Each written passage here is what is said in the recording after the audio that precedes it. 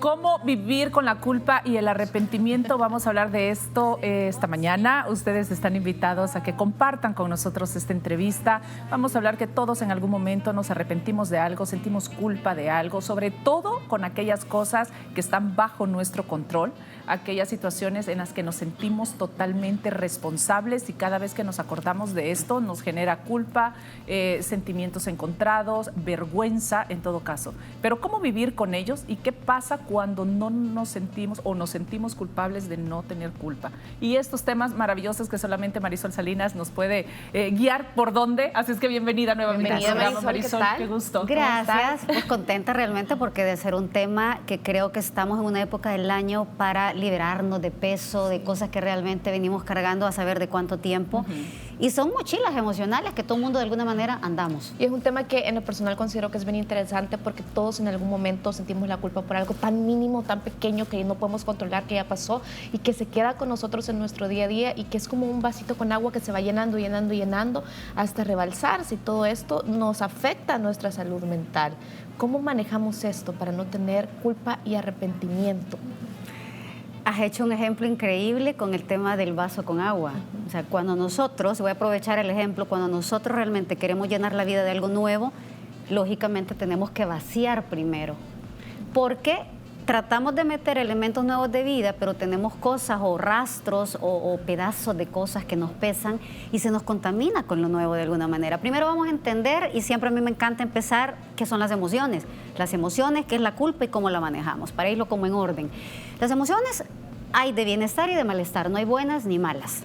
En el tema de la culpa, es bien probable que en una historia de familia, por ejemplo, dos hermanos que han vivido una situación complicada, uno de ellos lo vive de una manera y el otro de otra. ¿Por qué razón? Porque realmente la culpa viene después de que nosotros hemos hecho algo que no debíamos hacer por normas sociales, por valores, porque lastimamos a alguien, porque no aprovechamos una oportunidad. Pero dependiendo cómo yo la interprete, puede ser una culpa o puede ser una responsabilidad. Entonces yo creo que el elemento más importante a entender es la culpa es una sensación de malestar que pesa, que es dolorosa, que nos hace sentir a veces pequeñitos, culpables, de alguna manera como menos que otras personas inclusive. Si nos quedamos en la sensación de que esto en realidad ha sido algo en el que yo me tengo que castigar, porque la culpa busca castigo, y esto es importante entenderlo, y el castigo usualmente en el tema de la culpa se lo traslado a veces a otra persona. ¿Por qué? Porque es tan pesado que realmente mucha gente dice, por tu culpa yo hago esto. Entonces, de entrada, cuando observamos con atención eso, no tiene sentido. ¿Cómo es que por tu culpa yo hago esto? Sí, tampoco puedo ser responsable de algo que estás sintiendo tú. Exactamente. O sea, discúlpame, pero tampoco es que me estés responsabilizando. Exactamente. ¿Por qué a veces pedir disculpas no es suficiente? Lo que pasa es que la palabra disculpa viene de quitar culpa. Entonces, cuando yo te quito la culpa, lo que estoy haciendo es eso, quitándote un peso. Pero la culpa lo que hace es quitarte algo, pero todavía yo no libero. La liberación tiene que venir con el perdón. Yo creo que cuando ya empezamos a hablar el tema de la dificultad que mucha gente tiene de soltar, ¿por qué? Y vamos a hablar del resentimiento ahí. Lo que es importante entender es que la culpa es una sensación que es mía y que depende de la interpretación que haga y depende de lo que quiera hacer con esto. Hay una culpa inútil y hay una culpa útil. Ahora bien, ¿sentir culpa es bueno en algún punto? Yo creo que, como siempre les digo, aquí no es bueno ni malo, es lo que haces con lo que tienes. La culpa es útil si a ti te llega, por ejemplo, tú te pasas un alto o un semáforo, tienes una consecuencia, esta consecuencia la comprendes que es parte de tu acto inicial, eso te genera culpa y esa culpa te hace jamás en la vida, Ale, se va a pasar un semáforo. Voy a tener más cuidado. ¿Cuál es la diferencia entre culpa y arrepentimiento? Porque pude haberme arrepentido de haberme pasado el semáforo en rojo, pero no me siento culpable porque no pasó nada. Exacto. No tuvo consecuencias. Exactamente. Pudo haberlas tenido. Al momento de tener consecuencias sí me siento culpable. Sí, es una excelente acotación. La culpa se puede convertir en arrepentimiento y en ese sentido se hace sumamente útil. Porque la culpa me puede quedar, pero como nadie lo vio, no pasó nada, no hubo consecuencia que pagar, entre comillas, porque siempre hay una consecuencia, hay tamaños de consecuencia. El arrepentimiento, la gran ventaja que tiene, y yo creo que es la única que tiene, es yo decido en ese momento hacerme responsable. Ahora quiero diferenciar lo que es culpa y lo que es responsabilidad. Tenemos que aprender a entender que la culpa en un instante está bien, pero que me tiene que llevar a un arrepentimiento y el arrepentimiento a un cambio de conducta. En ese momento yo he aprendido la lección. Cuando yo llego al arrepentimiento, llego a algo que a mí me encanta decir y es hacernos responsables. Responsable viene de responder, responder viene de no reaccionar, sino de pensar qué quiero hacer la próxima vez. Y eso ya es un elemento de conciencia. Cuando, por ejemplo, siguiendo el ejemplo tuyo, vas conduciendo, te pasas un alto, tú sabes que hay una consecuencia monetaria y esa es la más barata, porque la más cara es que te mates tú y mates a alguien más, que realmente es algo gravísimo. Si tú tienes esa capacidad, la próxima vez que no hay nadie y estés frente a un semáforo, tú vas a reaccionar y te vas a acordar lo que sentiste, esa culpa, te vas a acordar del arrepentimiento y vas a decir, no lo vuelvo a hacer. En ese momento te sirve muchísimo el arrepentimiento. Lo triste de esto es cuando tenemos arrepentimiento por alguna situación que hemos provocado, que hemos vivido, alguna acción que hemos hecho y tenemos culpa. Muchas veces me atrevo a decir que la gente no lo expresa, no lo exterioriza. Lo decía al inicio del programa, muchos se lo llevan hasta el lecho de muerte, que es donde confiesan las cosas para liberarse e irse tranquilos.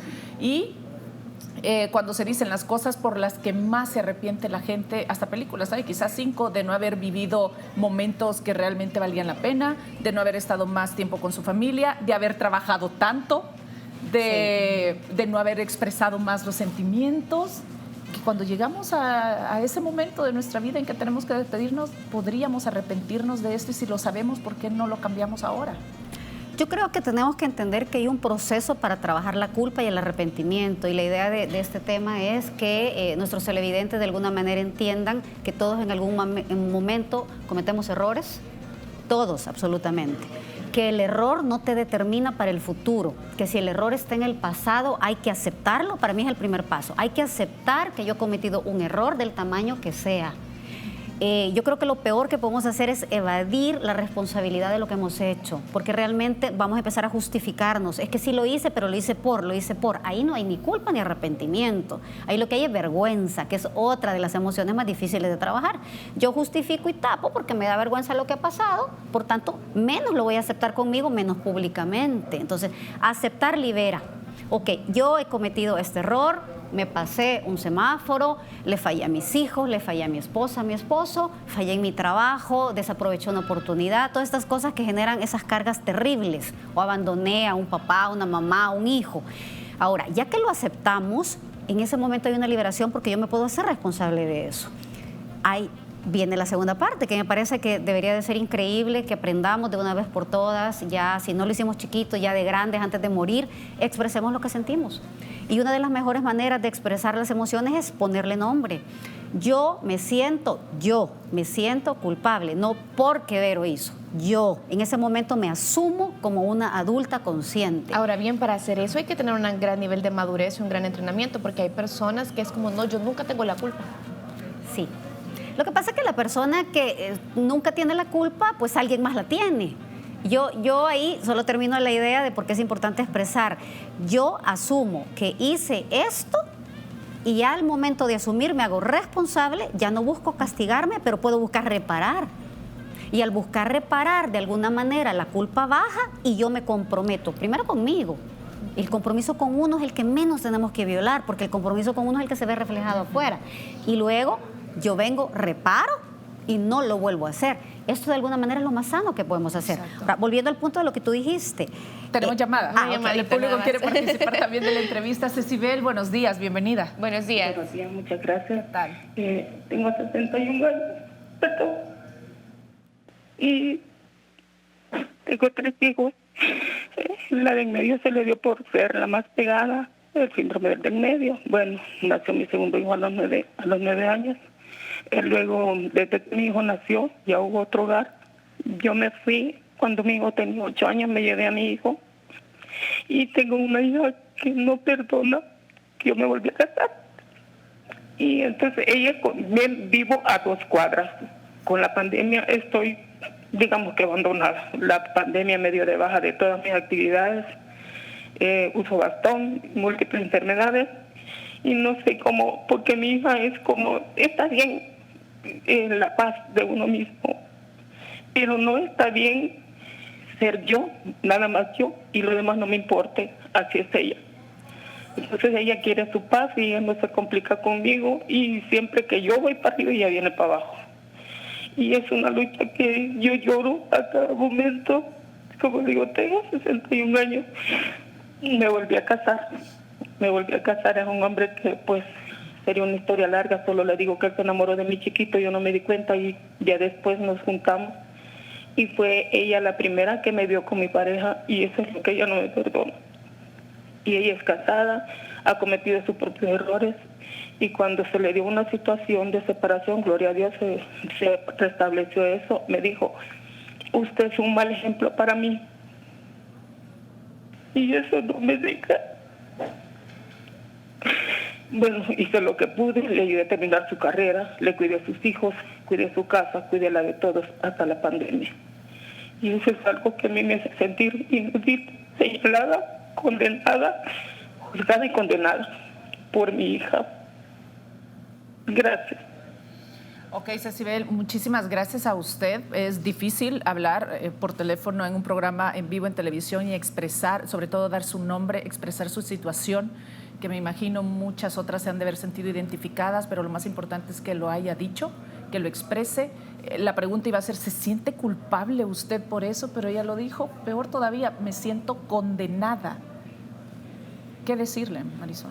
Yo entiendo primero el primer paso que ha dado de sacar esto, como decíamos, expresar las emociones y los sentimientos que nos venimos echando como mochila de piedras, es el primer paso. Yo entiendo que lo que ella está siendo juzgada por su hija es porque se fue con otra persona y rehizo su vida en pareja y esto su hija no se lo perdona y su hija la vio, entiendo eso. Tengo entendido que fue la primera que la ves, quizás sin saberlo. Exactamente, entonces primero a nuestra amiga decirle... traicionada, de seguro. Tuvo varias heridas, hay que entender, y voy a tratar de resumirlo lo más corto que pueda. Por un lado, nuestra amiga hizo lo que podía, con lo que sabía y con lo que sentía. ¿Qué significa esto? Que a veces cuando hoy presente evalúo mi versión Marisol de hace 3, 4, 10, 20 años, yo siento que tengo tantas nuevas herramientas que de alguna manera, qué mal lo hice en esa época, ¿verdad? Pero en ese momento ella hizo lo que su corazón decía, ella tiene que liberar esa parte, que probablemente algunos de los resultados de esa decisión en ese momento ahora no le gustan, es diferente, pero uno no puede controlar 100% los resultados, por un lado. Dos, hay que entender, no entiendo la edad de la hija cuando la vio, que en los hijos, cuando de repente los padres tenemos una nueva pareja, de alguna manera se les hace una herida de abandono y una herida de traición. ¿Por qué la herida de abandono? Porque de alguna manera a veces sienten que desplazamos al hijo por alguien nuevo. Sí. Y esto es una herida que, bueno, va quedando grabada en el alma. Dos, y sobre todo en la niñez. Dos, la herida de traición en el sentido de vi a mi mamá y mi mamá no me había contado. Entonces esto es como, por Dios, me engañó. Esas dos heridas en el hijo van quedando grabadas de alguna manera, ya en el hijo adulto son más comprendidas, porque en algún momento va a tener que ver esa conversación, que yo sí le sugiero que la tenga. Primero, que se perdone ella porque ella hizo lo que pudo con lo que sabía y lo que sentía en su momento con esta pareja. Dos, que comprenda que su hija probablemente no tenía elementos suficientes ni herramientas para ver esa situación con la madurez que ahora ella como mamá la vea y como hija adulta, porque nos contó que ella estaba casada. Tres, que es muy importante, es en algún momento, para mí no hay nada más sanador, yo no lo he encontrado, quisiera que alguien me lo dijera, si existe otro método, el perdón. El perdón y la confesión ayuda muchísimo en el que ella con su hija le diga, hija, yo hice lo que creí en ese momento mejor para mi vida, te fallé en no habértelo dicho probablemente, porque hay que asumir una responsabilidad. Yo te pido perdón por eso, pero que quiero que entiendas que dentro de mi corazón no lo hizo por dañarte, que lo hice por rehacer mi parte como mujer, que también somos mamás, pero también tengo una parte mujer. Y ahí soltar la responsabilidad de que la hija diga, sí, mamá, te perdono, no, mamá. Nosotros tenemos que entender que el perdón es un efecto liberador personal en donde soltamos un dolor, pero que no tenemos ningún control que el otro también nos otorgue ese perdón ni esa liberación. Pero solo con hacerlo nosotros se baja muchísimo. Habría saber hasta dónde la hija le da oportunidad de esa plática, que igual no... que no deje ella de buscar ese momento como mamá, que no se sienta quizás responsable de cómo su hija se siente, primero de cómo ella debe de sentirse, de no culpable por lo mismo, porque solamente ella sabía su situación. El que su hija lo haya malinterpretado o lo haya malentendido en el momento, tampoco, por eso es lo difícil, porque yo puedo decir, pues sí, es problema de mi hija, la situación que está viviendo y cómo me ve, pero somos madre e hija, somos familia, yo no puedo hacerme la idea de que voy a estar separada de ella de ningún modo. Sí. Entonces, buscar la manera de una plática, de una conversación a solas, debe de hacerlo. Si ya lo hizo una y otra vez, que se repita hasta que se pueda lograr. Y esperamos que todo salga bien, por el bien de todos, de su familia. Sobre todo, yo siempre he creído que la persona que más ama es la que más busca la reconciliación. Y el camino de la reconciliación pasa por un perdón. No puede pasar sin el perdón. Pero antes del perdón tiene que haber una confesión. Puede que sea un camino quizás largo. puede ser un poco difícil por los comentarios que dice la hija, pero hay que entender también el dolor que ella siente y quizás en la posición en la que está. Sí, y yo creo que también tenemos que respetar el dolor del otro porque no hay malinterpretaciones muchas veces. Lo que hay es yo leo el mundo como yo soy. ¿Y cómo lo leo? Y siempre lo explico en los programas, a través de mis propias creencias. Mis creencias son unos lentes con los que yo veo el mundo, con los que yo traduzco todo, y que probablemente como traduce mamá y como traduce la hija son dos lentes distintos, porque uno era mucho más adulta, la otra, como ya es un proceso de una mujer que también tiene un matrimonio, probablemente con el tiempo va a ir comprendiendo algunas cosas, pero no podemos nosotros controlar la comprensión del otro. Nosotros, ella, desde el momento en que le diga, hija, quiero hablar contigo, dame esa oportunidad, ella está haciendo lo que tiene que hacer. Ya una vez se dé esa conversación, lo que pase con la hija y lo que sienta la hija ya no es su responsabilidad, ella tiene que liberar esa parte. Lo que siempre sana se llama amor, no hay otra cosa. Y esa conversación lleva mucho amor. Vamos a hablar también de la pregunta que te hacía, de las personas que nunca tienen la culpa y también en la parte contraria, personas que siempre se atribuyen la culpa de todo. Sí, son dos personalidades tipo de pico. Uno es techo y otro es piso. La persona pico es una persona que constantemente se está haciendo algo que se llama lenguaje interior o diálogo interior, en donde utiliza el victimismo un poquito de la culpa. ¿El victimismo de dónde surge? El victimismo surge de una herida de injusticia, con traición infantil usualmente, en el que yo viví situaciones que yo digo que injusto lo que me hicieron a mí. Entonces usualmente cuando yo me enfrento a otro hay que entender que la culpa y el resentimiento también nos ayuda y nos desayuda a relacionarnos con otros, porque así funciona. En el momento en que alguien hace algo es, yo siempre soy el culpable, como yo tengo la culpa. Ese tipo de lenguaje hay que tener mucho cuidado y hay que observárnoslo y hay que escuchárnoslo, porque entre más nos lo decimos, pues más peso sentimos. Y eso nos dificulta la conexión con otra persona, porque pues para la otra persona va a ser un poquito cansado tener que decirle, no, fíjate que no tienes toda la responsabilidad. No, fíjate que sí la tengo. Bueno, ¿qué hago? Exacto, ya te dije que no, pero bueno, entonces, si te quieres hacer responsable de las cosas. Sí, y del otro lado tenemos la otra personalidad piso, que le llamo, que es yo no tengo la culpa, yo no tan. Ahí básicamente estamos hablando de alguien con un egocentrismo y narcisismo, en donde la empatía no está activada, porque si la empatía estuviera activada yo podría hacerme responsable de un dolor que yo causé a Ale. El dolor es de ella, sí, pero mi acción causó dolor y de alguna manera la empatía va a hacer que yo llegue y le diga, Ale, perdóname, no me di cuenta lo que hice, pero me siento incómoda contigo. Sin embargo, es la persona que busca excusas de por qué actuó como actuó. Sí, lo que pasa es que sí, es que lo hice porque tal y tal cosa, o lo hice por razones de tal y tal. Hay que diferenciar excusas de explicaciones. Por ejemplo, yo te puedo decir, yo me crucé, volviendo al ejemplo, me crucé y me fui porque me quedé en medio y ya estaba en amarillo rojo y me pasé el semáforo. Entonces a lo mejor me digas tú, eso es una excusa. No, lo que pasa es que ahí ya no me pude hacer para atrás y me tenía que hacer para adelante. Es una explicación que no me salva de que yo violé una regla en ese momento. Eso lo tengo que asumir, pero no lo debía haber hecho. Hasta ahí. Otra es que yo empiece, no, es que fíjate que el carro de la par hizo tal cosa, es que el no sé quién hizo no sé qué, que se me cruzó una moto. ¿Cómo se identifica que es una excusa a una explicación? Usualmente la excusa busca liberarme de mi responsabilidad. Es decir, es que el otro tuvo la culpa. Exactamente. La explicación lo que busca es, voy a contarte por qué lo hice, pero lo hice mal. ¿Qué pasa cuando sabes que lo que estás haciendo no es bueno y sin embargo no te sentís culpable? Y no te sentís responsable y decís, pues sí, no es bueno, pero no me siento culpable inclusive de no sentirme culpable. Sí. ¿Por qué no? ¿Es el piso o es el techo? Es el piso y usualmente es un síndrome que ya es muy fuerte porque en realidad estamos hablando ya de gente esquizofrénica muchas veces.